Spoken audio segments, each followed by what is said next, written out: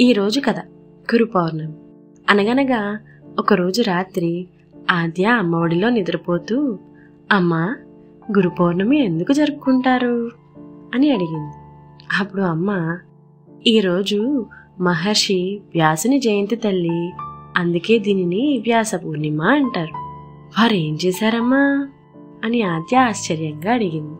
వ్యాసుడు మహాభారతం రచించిన మహా ఋషి. ఆయన 4 వేదాలను శాస్త్రీయంగా విభజించారు. జ్ఞానాన్ని అందరికీ సులభంగా అర్థమయ్యేలా చేశారు. అందుకే ఆయన్ని ఆది గురువు అని పిలుస్తారు. అంటే ఈరోజు వ్యాసుని గురువులా నమస్కరించాలా మనం అని అడిగింది ఆది. అవునమ్మా, వేదాల జ్ఞానం అందించిన వారిని స్మరించేది వ్యాస పూర్ణిమ. నీకు ధ్యానం ఇచ్చిన ప్రతి ఒక్కరూ ఒక గురువే. వాళ్ళు దేవుడితో సమానమే. మన గురువులందరికీ నమస్కరిస్తూ ఒక శ్లోకం చెప్దామా?